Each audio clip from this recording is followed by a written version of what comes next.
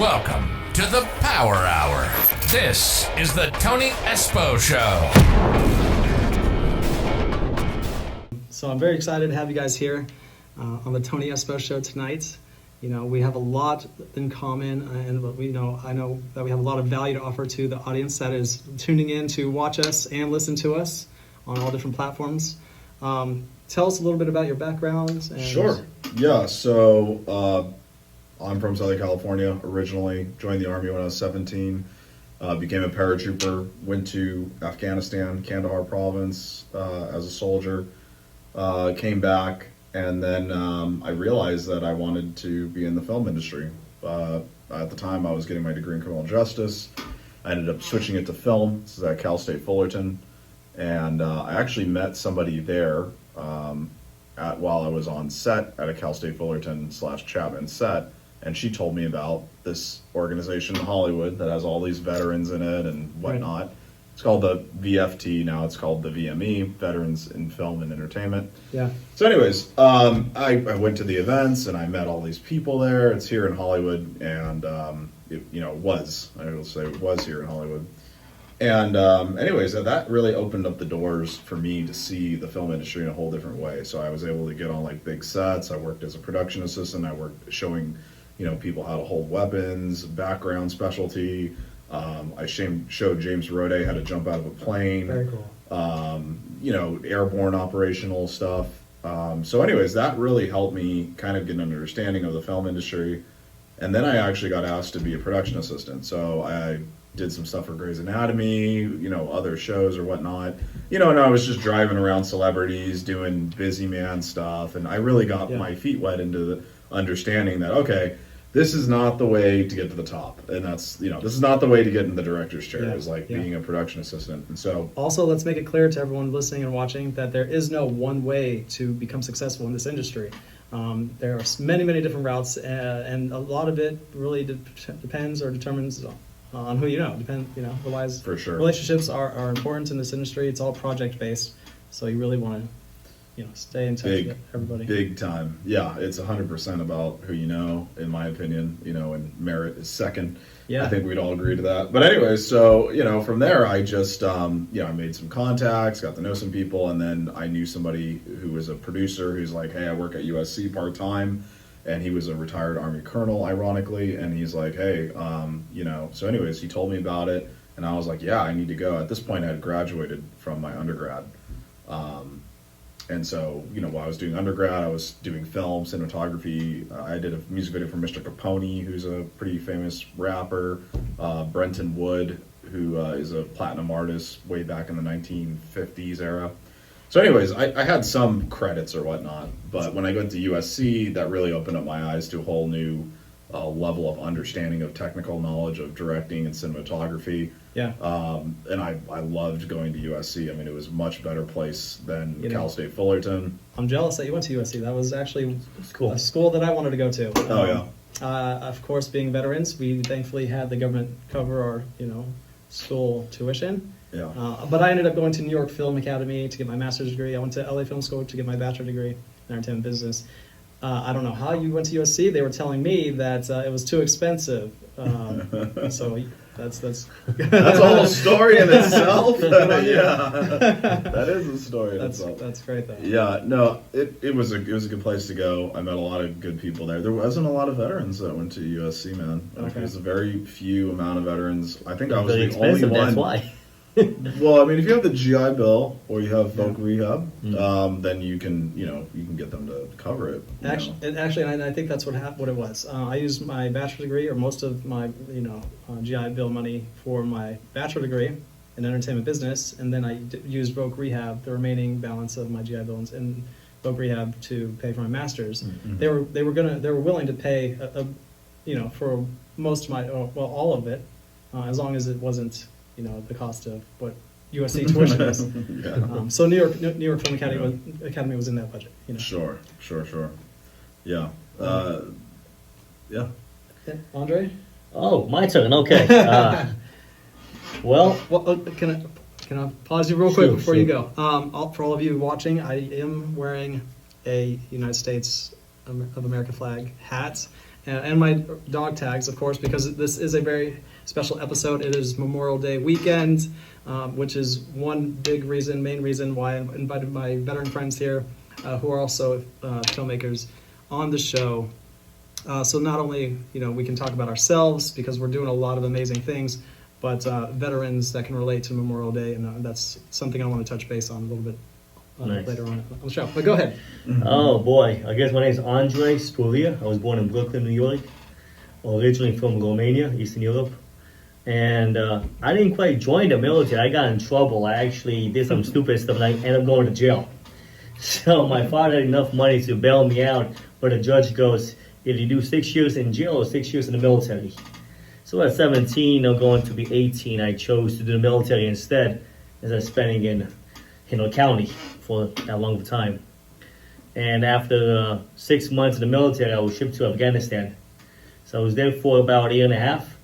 And I also got to travel other places like Germany and like a lot of North Africa places like Sudan. And I went to Ethiopia and Zaire for a little bit. Was a little bit in South Korea.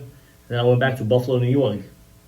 And I ended up going to school at Delaware State University. I wanted to go to school at University of Delaware, but it was a little bit too expensive. They said, University of Delaware, try Delaware State instead. So Air Force, right? Air Force, yeah. How many years? Total of 5.5. Wow. From Air Force, yeah. And then how many years Army? With reserve 10. Wow. Yeah. And then I was in the Marine Corps with reserves 8. 8 years? Originally 4. Okay. Active. At the end, I was actually overseas for 2.5 years, but then I was in the States for the rest of my time, mostly in Buffalo and Syracuse, New York. And then I wanted to go to school, but I want to be close to home, and I couldn't find anywhere in New Jersey. My mom and dad was living in New Jersey. The closest thing to Jersey was Delaware, but they were gonna give. What about McGuire? I don't know. Fort Dix? No. I wanted to be close to home, but they said Delaware State. But I thought it was University of Delaware. I didn't know the difference between Delaware State and University of Delaware. So I show up to University of Delaware, and they're like, "You're nowhere on the list," And I said, "Oh, wait, there's another school, Delaware State, much smaller school, off the grid, Yeah. But I went there for computer science engineering. Yeah. And I liked it at the beginning, but then I didn't like it. I wanted to do, become an actor. I did a lot of extra work on Sex and the City, NYPD Blue, Boston, and Market. I've been to a lot of these TV shows, but I didn't really get any big roles. All I was doing is extra work, background, And then I decided to move to California and give it a shot. I came out here, and my first 2 years in California wasn't even trying to look into the film industry. I was just trying to find a job and make a living. I came with my ex-wife at that time, and I was working like 2-3 jobs just to make ends meet, And then I finally found a job that was able to provide what I'm doing today is aviation work, I'm an aviation engineer. We build components for aircraft engines, So then I was able to merge more into my acting, into my directing and producing. But again, I didn't actually work for any other companies. I built my own company. Made my own company called Mafioso Films, and I kind of recruited my own team. So how did you really fall in love with directing? How did you transition from acting to directing? I never wanted to direct in my life. I thought directing is not for me. I'm going to be an actor. I'm going to be, the star of the movie. But now, and you're also a jack of all trades, right? You direct, you produce. Yes. You started from acting. Yeah. But you also produce as well. Yeah. So I did a movie called The Caseworker in Long Beach. This director casted me, and he casted a friend of mine, which he wasn't a friend. We became friends from that on. This guy named Lenny Porterfield, and the director quit. In the middle, he got frustrated, and he just couldn't take it. He was a prima donna director, and he just threw everything on the floor and just walked away. And it was like, "What are we gonna do? What are we gonna do? Andrew, what are we gonna do?" I'm like, I don't know what we're gonna do. He goes, "Can you take over?" I'm like, "Oh shit!" The producer comes and goes, "Hey, can you? We need someone to direct this. I can't believe you ran away." Right. And I kind of took his footsteps and directed it. And I felt that power that people was doing what I was telling them to do. He's the boss. Yeah, he's the boss. I'm like, I like this. I feels good. And all of us. Do you get that same feeling, Jordan? Because you also direct, right? Yeah. No, I mean, No. yeah. Yeah. No, I didn't mean to cut you off. No, but I felt like, I enjoyed doing the directing part. So then I decided to work on a project with my friends and make our own movie. So we financed it ourselves. I directed, we produced it. Horrible movie. I don't recommend nobody to watch it. No Leaf Clover. It was actresses were bailing on us. People were coming in late. The sound was not good. The camera was like a homemade camera. But again, that was my very first movie I directed from the beginning till the end. Mm-hmm. We had like 30 actors on set. We were shooting at people's houses, on the bridges, guerrilla style. Came awful, but I was able to finish and I was proud of myself. But now, 12 years later in the making, I'm thinking, what was I thinking when I made that movie? That movie's horrible. So now I got other movies coming up. I got one feature film, which I'm having a big movie premiere at the Riley Studios, June 16. There you go, guys. Everyone's invited, to the Charlie Chaplin Theater. Where can they get tickets? It's free tickets. I bought every seat. So just show up. Riley Studios, Charlie Chaplin Theater, June 16, Thursday. Red carpet at 6:30 to like 7:45. Movie plays at 8 p.m. to like 9:45. And then we have an after party at the Godfrey Hotel rooftop. All right. Yeah. I'll be there. Yeah, so I'm not charging any tickets. I never charge any tickets for my premieres. Whoever wants to show up, come enjoy the movie, watch it, and they could criticize me later. Cool. That's awesome. And for you, Jordan, you also direct, but also a jack of all trades. I wouldn't. I don't like that term "jack of all trades," but I do cinematography and I do directing primarily. That's kind of like my main focus. When I initially started in this whole enterprise, I always wanted to be a director since I was 7. After seeing Scarface, that was kind of the moment where I was like, yeah, this is something that I understand as far as like directing, camera movement, writing, acting. I just understood kind of what they were doing. So anyways, I've always wanted to go down that path. And when I went to SC though, I kind of started to get a little bit more hands-on with cameras like Red and Arri and all these other kind of higher end cameras. And I owned a Blackmagic Ursa Mini Pro, which I shot a bunch of different types of projects on. Mm-hmm. So I had a very good understanding of Blackmagic. And then I was taken under the wing of one of my professors at USC. His name's Clark Muller. He's one of the top colorists here in LA. He owns Incendia Color House. And he really taught me like how to really get into doing color, which is like one of the cinematographers, like that's like, that's one of their most important processes is the end phase. So that, I learned a lot about cinematography from going to USC, and then I got an opportunity to shoot a movie called 22 Minutes to Sante, which is a Special Forces Vietnam raid movie about essentially them getting POW out of there in Vietnam and Hanoi. So anyways, how I essentially got in through there was a friend of mine introduced me to them, and their cinematographer dropped out. Yeah.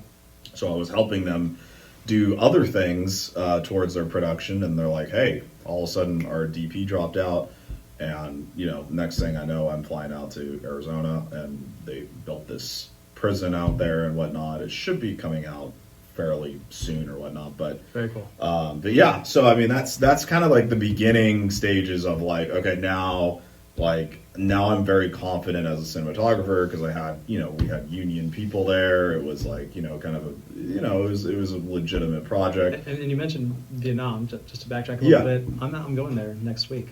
Oh, wow. Yeah. That's awesome. Yeah. Good for you. Very nice. Just a quick little trip before I get too busy with work. Yeah. A little getaway. Yeah. Very nice. So just have some fun. Alone. Jealous.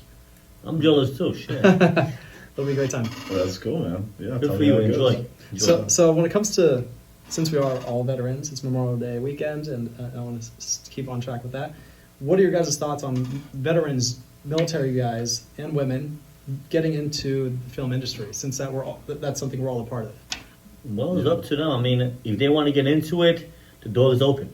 Yeah. You can't force nobody to join. It's up to them. I feel like in a lot of ways the military is very similar to the entertainment industry, especially if you're part of the crew. Yeah, for sure. I get that same feeling, in the camaraderie and I didn't meet so many veterans in film industry. Like I'll meet them, but either they're actors or they work as in a production. But me personally, I haven't worked with that many myself.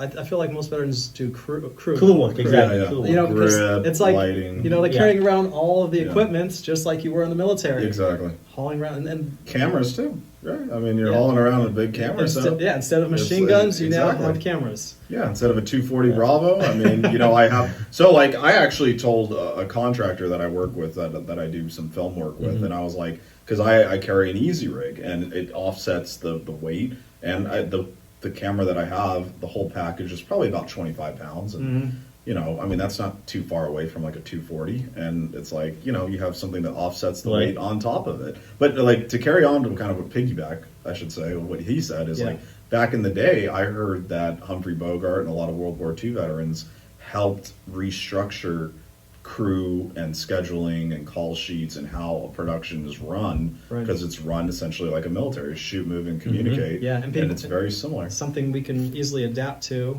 transition into. So I think a lot of veterans do that, and they succeed. They do very well. I have my sound guy is a veteran. Yeah. Okay, and he holds a shotgun mic, and pretty much is the perfect guy for it, because he just holds that gun like it's nothing, and he does not move. He doesn't talk. He doesn't move. He's like a statue. And I'm like, you can go to the battle if you want to. He goes, yes. He's still got that discipline. Yeah, that discipline. I'm telling you, it's okay. You want to drink water, you got food on the table. But he's a very good guy to have around. Nice. Yeah. Yeah, I agree. What's his name, by the way? Bruce. Dion Bruce. Okay. Nice. Cool. Nice. And then, so where do you think you guys are taking your careers now, knowing that we've already got an amazing resume? Like, what are your plans, your intentions moving forward?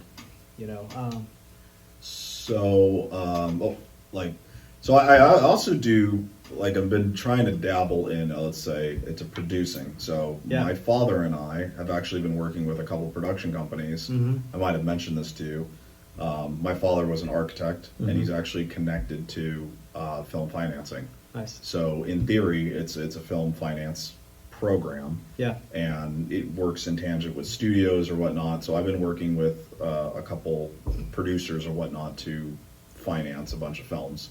And, obviously my intention is, to hopefully make and produce those films, but ultimately it's directing. That's my number one thing that I love doing. But what really pays the bills right now is cinematography. I own a Red Monstro camera package, Very nice. All these different accessories with it and whatnot. So that's really kind of my bread and butter for my how much day-to-day. do those things run for nowadays? So if you buy a Red Monstro, it's $60,000 for the body, and then if you buy just like a monitor, it's $5,000. Wow. But I have a relationship with Red, so when I work for the military or special forces or whatever, they have offered to essentially lend me some equipment if I wanted to or whatnot. So I have a connection to them. Yeah. Do you have your own business established, or are you part of a team? I'm a part of a production company. I do have my own production company as well, but I don't really, What's the name? It's called Spartix Productions. There you go. But I work with a production company right now called Sacred Sword, which I do a lot of contracting work for the government. And my commercial just premiered 2 weeks ago down in Tampa, Florida, at a Special Operations conference down there in Tampa, where they do the helicopters and they land on yachts and all, or whatever the crazy stuff that they do. And so it's essentially weapons and technology development, for essentially getting the Department of Defense to fund special operations or whatnot. Now, what's the going rate for somebody like you to come in and shoot for a day?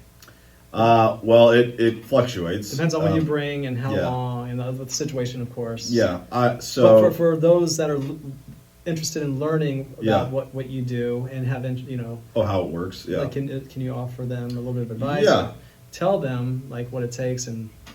Yeah, so I'll just say that I personally think that having your own equipment allows you to be more negotiable, because a lot of people that are in the independent world, they frankly don't really want to deal maybe with the rentals and the insurance. Yeah, that's expensive. So I'm a quick, hey, I can get out there within 2 hours, So if somebody wants something kind of more indie, like I'm a very, very good choice, or if they don't want an indie. So I personally think having your own gear gives you leverage, because then you can also undercut the competition. It does. So like my package at Panavision, they'll charge you $3,000 to rent my gear for one day. Wow. But for me, I just charge $1,500, and I come out with the camera and I will shoot for you. So I mean, that's a hell of a So a lot of freaking people, great deal. So a lot of people are going to you for work.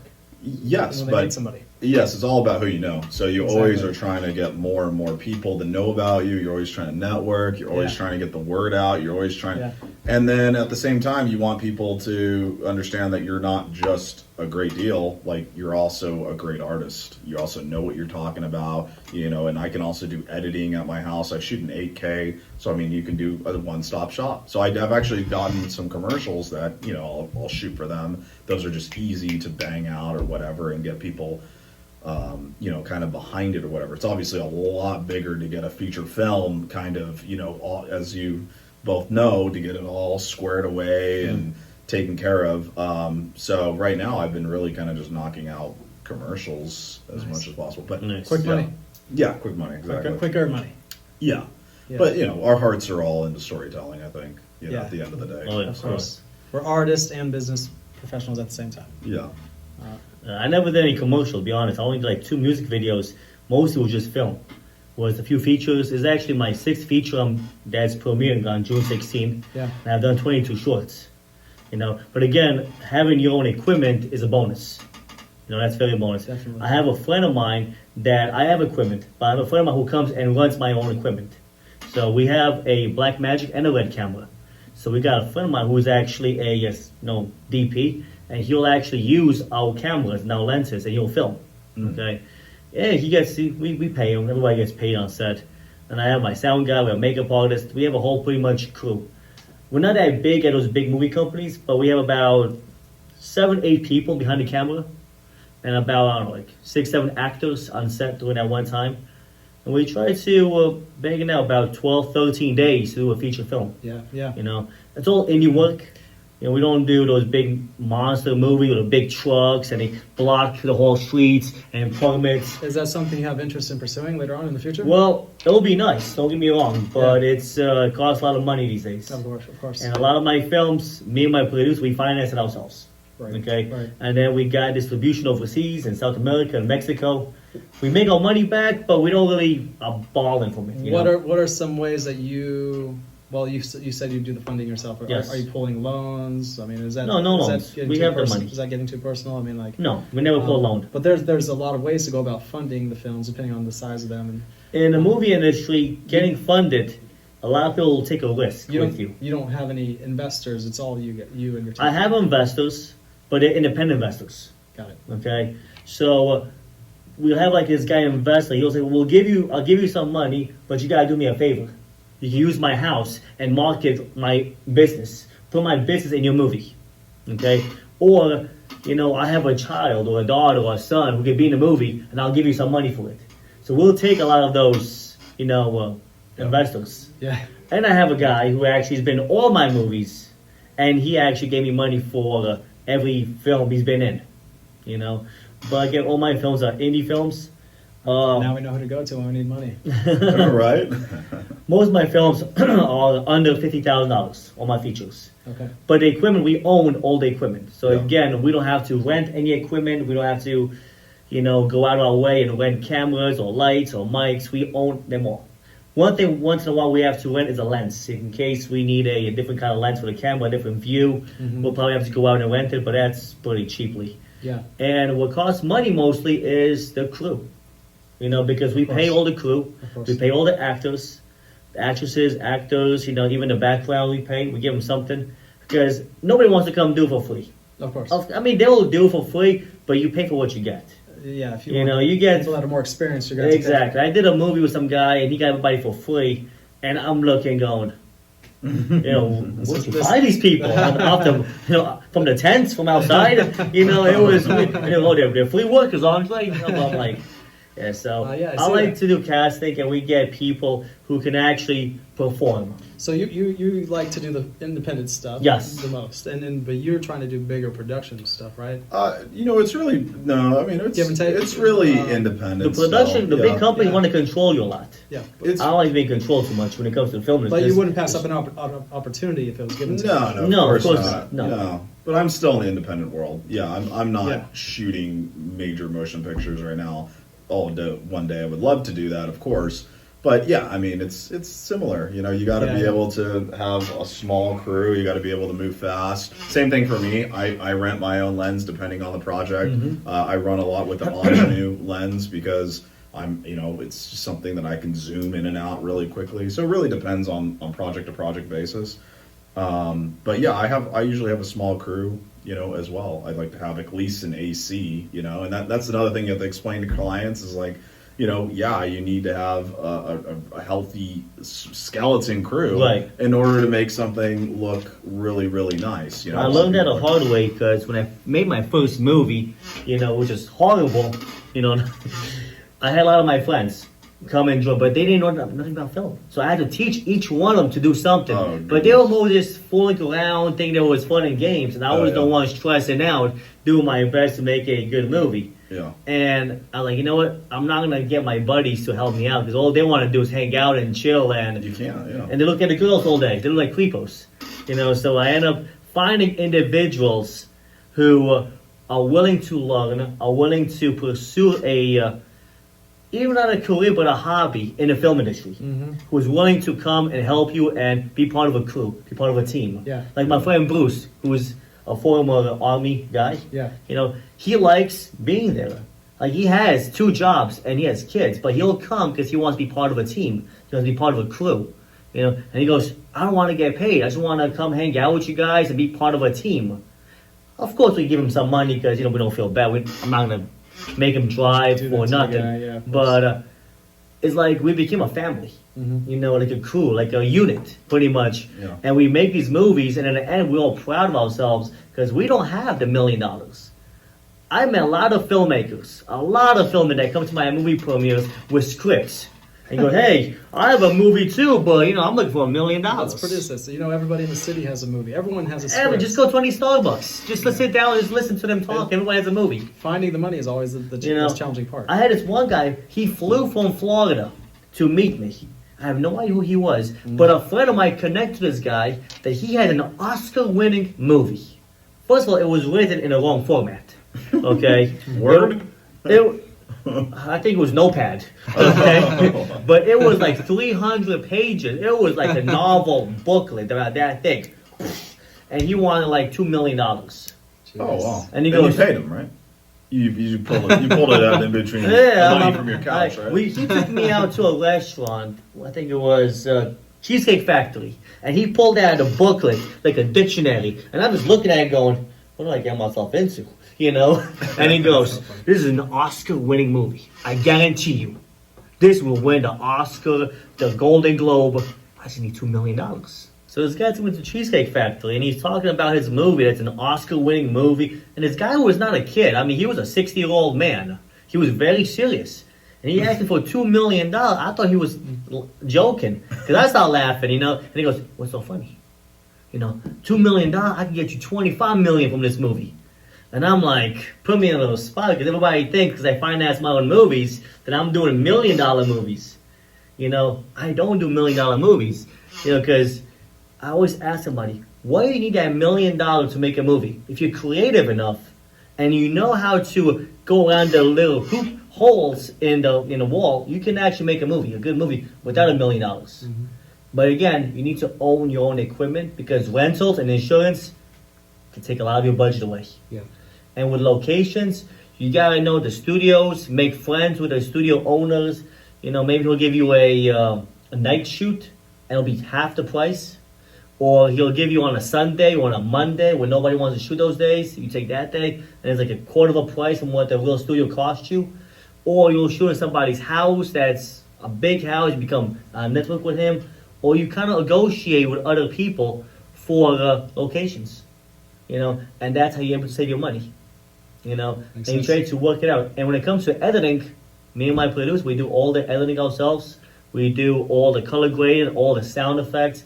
We hired a music guy to do the scoring. And at the end of it, we had 4 guys. And all of them just wanted a lot of money, and they couldn't provide. So you think for people just getting into the industry, this is a good way to go about creating their own films? Create your own film. Get your own script. Jump over the casting calls and all those managers and agents. I know you're a manager and agent yourself, Yeah. But you become the agent. You become the manager. You get your own crew. You get your own script. You hire your own actors. You get your own camera, your lights, your mics, your locations. Surround yourself about people who are committed to be part of a team and make a movie. And you will fail, I guarantee you, 10 times. But by your 15th movie, you can't fail anymore because you failed in every department you learned. Yeah. And you're always learning. You're always learning. And you'll make good movies eventually. You just got to stick to it. The guy who sticks to the end will always make it. That's true. I love the creative side of things as well. Producing is a very much so business as well. And then I, stopped doing that to pursue my career as a talent agent, which is why I moved to Los Angeles in the first place 8 years ago. As long as I'm in the entertainment world, I'm happy. I love business. I love the hustle. I love the grind, and that's what this show's all about. Is like talking about not just ourselves, but like taking our knowledge, our experiences, and giving it to those that need it. So that way we can offer as much value as possible to help those that want to be in the position that we're already in. So. It takes a time, man. It's a process. It is. It's a journey. It doesn't happen overnight. I mean, that is true. It took me 10 years. That is true. To finally be able to, do a movie on my own, and it's actually a good, watchable movie. Yeah. It's a good movie that you can actually keep track from the beginning to the end. Because at the beginning, yeah, we're always making kind of mistakes. Yeah. I'm still making mistakes all the time. Right. I'm never perfect. I fail, but I do say, I have probably failed more than most people have even tried, And that's very important. Yeah, exactly. So I just keep on going. Because I don't believe in fail. I believe in lessons. Every time you fail, you learn a lesson. Because, if you're going to keep failing over and over in the same department, there's something wrong with you then. Okay? Yeah. But if you fail once, you'll learn from that mistake. The next time you won't fail again.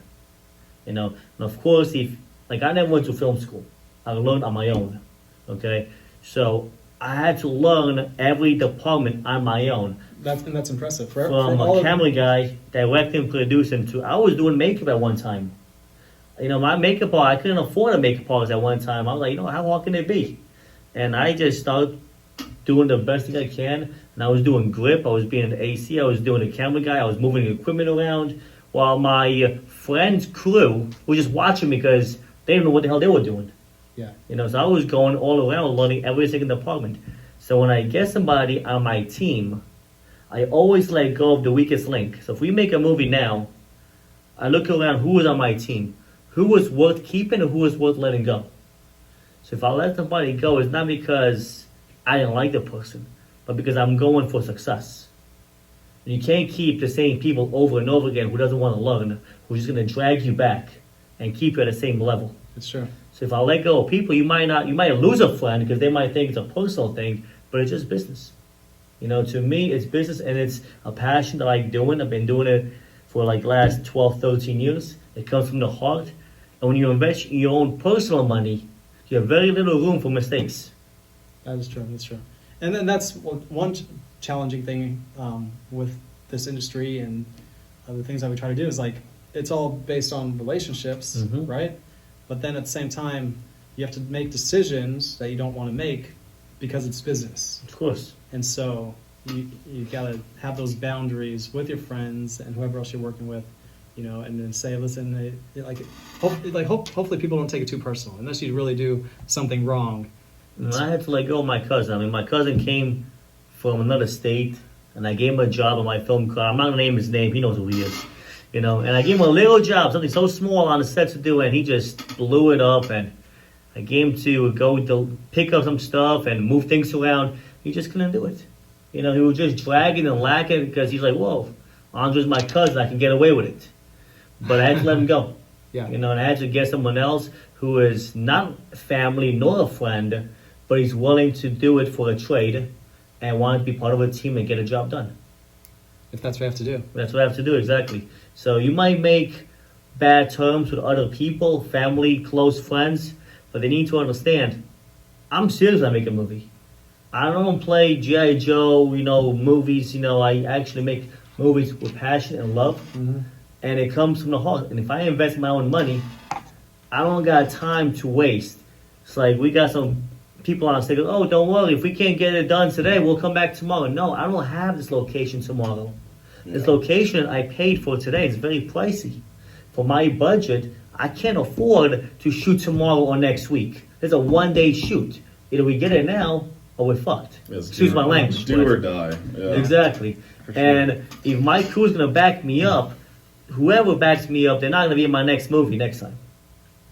Yeah, I feel like the director should always be the most, strict person in a way. If they can kind of come back on it and not be that strict, then you probably have a lot of money, But for me, when I'm the director, everything is to the T, it has to be storyboarded or prevised or whatever.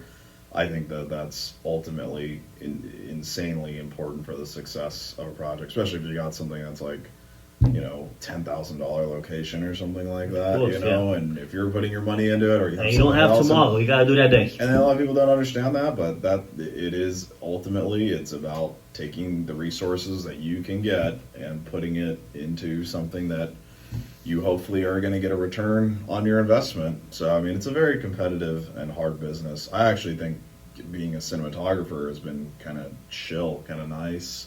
I love doing it. I love lighting. I love, camera work and whatnot.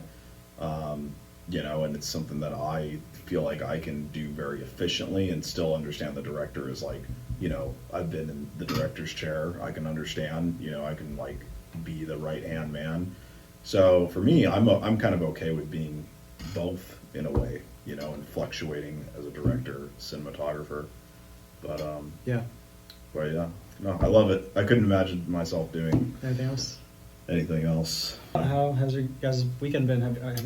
Did you guys have any big plans? Did you guys do anything? I didn't do nothing today. I came to the valley this morning, had breakfast, had coffee by myself. For Memorial Day weekend though? Yeah, this morning. Yesterday, I went out to a few parties yesterday, and today I had to just chill. And tomorrow I'm going to probably Santa Monica Beach. Okay. In the morning. Okay. I'm gonna take out one of my girlfriends. One of your girlfriends? One of my girlfriends, yeah. I'm just kidding. No, I'm going out tomorrow, probably in the morning to the beach, yeah. Cool. Nice. Yeah. I'm going to go see my friend play at the American Legion, Post 43. When? You guys should come check it out. What time? Guy that I work with. I think it's 2:30. You been to the Post, American Legion? No. Dude, you should check it out. What is this at? It's a really cool place. Is it place. the same place we went together one time? Yeah, it is actually. That's actually the place where we wanted to rent the location out. Yeah. It's next to Hollywood Bowl. Yeah. We've been there. Yeah. So tell us a little more, real quick, a little bit about that organization, that club, the community. Yeah. So that was the place that we used to run meetings with the VFT when I first started getting into the industry. This is VME, right? Yeah, this is VME. We used to be VFT, but there was something that happened, I shouldn't say, and then it became the VME. Mm-hmm. So let's just leave it at that. Veterans of Media and Entertainment is what the VME is. And anyways, they don't really hold meetings there anymore. They do everything online. It's all different. It used to be we used to meet there and have drinks and talk. That's the real stuff. That's the real stuff. I don't like the online Zoom thing. No, I don't either. And it doesn't work. Some people even shut off their Zoom and they're not even there. You can't connect to someone on Zoom. And this is pre-COVID, right? Yeah. So when they had meetings there, this was maybe 4 or 5 years ago, right? And then it turned into VME and it completely changed. Anyways, the venue of Post 43 American Legion is a historic legion, and they're going to run a big event. They're probably going to show a movie there. They have a $6 million theater there. They have two bars. It's all revenerated. Yeah. We've been there. We did a tour. Yeah, the place is amazing. Some locations got a fucking museum upstairs. World War I, World War II.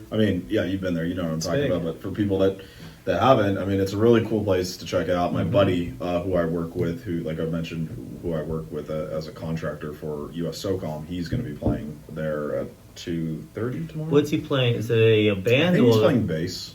No, but that's a band, right? Yeah, it's Okay. band. Yeah, there's a few more veteran organizations that are similar, right? You've got.